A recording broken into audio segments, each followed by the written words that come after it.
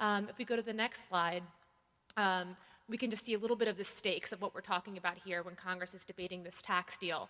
A worker working full-time at the minimum wage with 2 kids stands to lose $1,500 if we don't extend that child tax credit. So the first part of the ask tonight is immediate.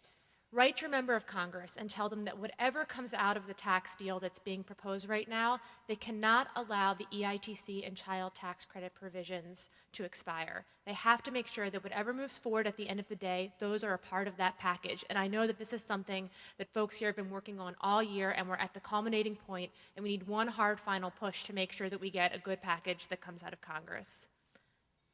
So, the next Congress, we are expecting, we've already heard from members that they're anticipating a big cut in some of the discretionary spending programs. In fact, one proposal that we've heard on the table right now would cut 21% of some of the spending, and this would include programs that aid states like Minnesota and help low-income families across the country. There's also going to be a need to be an effort because 2 years from now, we're going to be having the same tax conversation.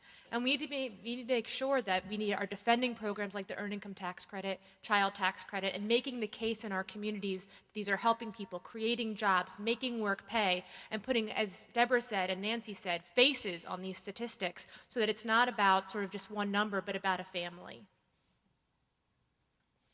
So, we need you, not just tonight to make this ask on the Earned Income Tax Credit and the Child Tax Credit. We need you to help us cultivate strong champions for a national effort to significantly reduce poverty as we recover from the Great Recession.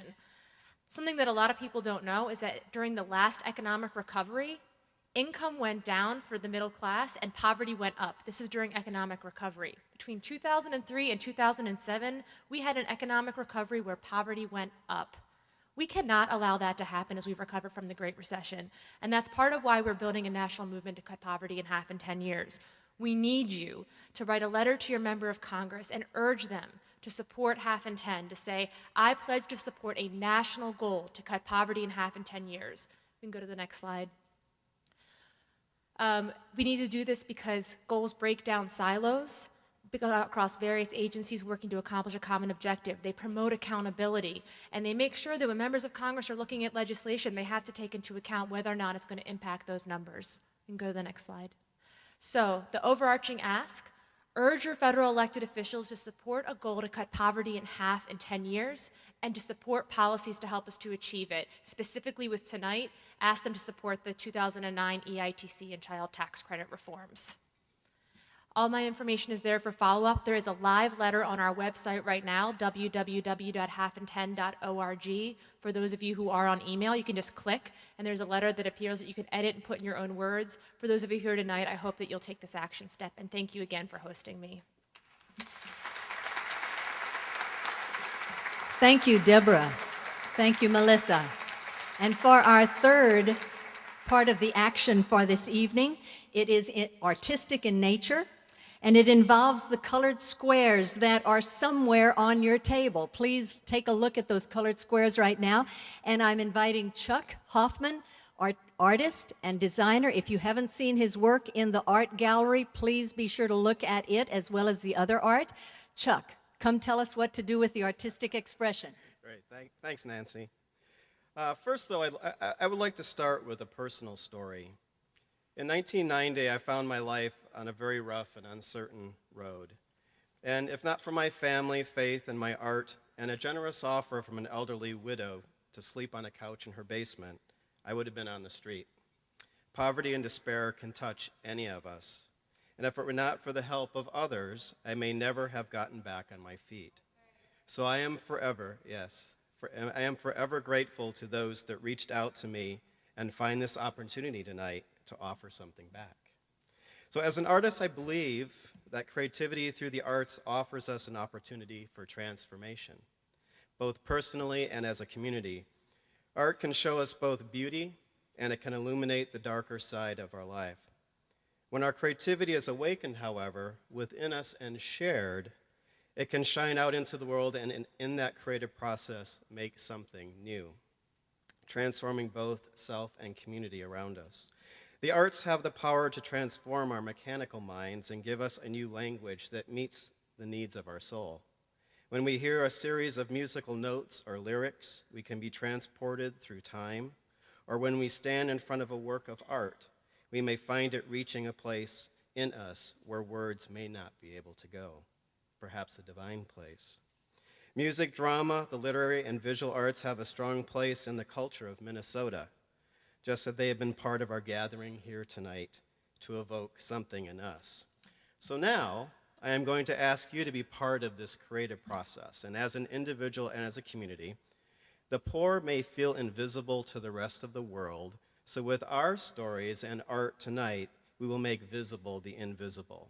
So in front of you, on your tables, are squares of paper and markers. Why don't you find those? Because we're gonna make something tonight.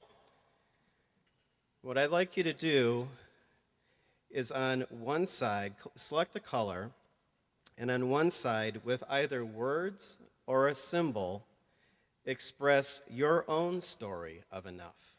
Okay, so on one side, your own story of enough. And on the other side of the square, your commitment and what you will do to ensure enough for all. Okay? This can be done with words or symbols, and I've got a couple examples. And I ask you that in the act of drawing or writing, reflect on a person, someone that you know who has suffered under poverty. I want you to see their face, and I want you to feel the emotion. Or perhaps it's your own lament over poverty if you have been touched by it personally. So reflect on it while you are working, okay? You can create more than one if you like, and that would be great if you did. And if you're comfortable, share your stories of enough and commitment with your tables and the people that are around you. When we are finished, we'll collect the squares from around the state, and they will be stitched together. Our art will be displayed at a variety of locations to make visible the faces of poverty and symbolize our commitment to help transform the lives of our neighbors. And this is what it could look like. And there's a few examples that are strung along the sides of the room, too. And the square, by the way, is an archetypal shape, and its form has appeared in the art of all cultures throughout time. And the square symbolizes stability, solidity, security, and permanence. So working with the square indicates your readiness to build, to implement a plan, and to manifest your ideas. In many traditions, the square was an emblem of the perfect city built for eternity. So I invite you to take this time to reflect, create, and act. And I would like to close with a quote that I find inspiring personally as an artist. It's from the artist Marc Chagall. If I create from the heart, nearly everything works. If from the head, almost nothing. So I thank you. May your work be blessed, and enjoy. Thank you. Thank you, Chuck. Now, I would like to ask John Hottinger and Mark Rogaszewski, would you please come to the stage?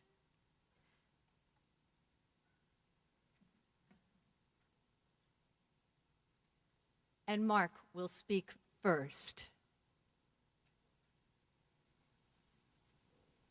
Thanks, Nancy. Thanks very much. John, for your leadership, innovation, and perseverance toward ending poverty in Minnesota, we would like to present you with this expression of our appreciation. You know, through your foresight and commitment, the Legislative Commission to End Poverty was created.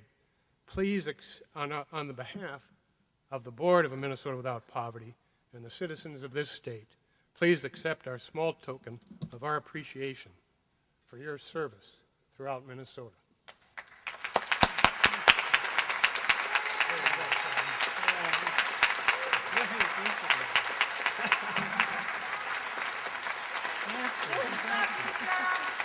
Thanks very much.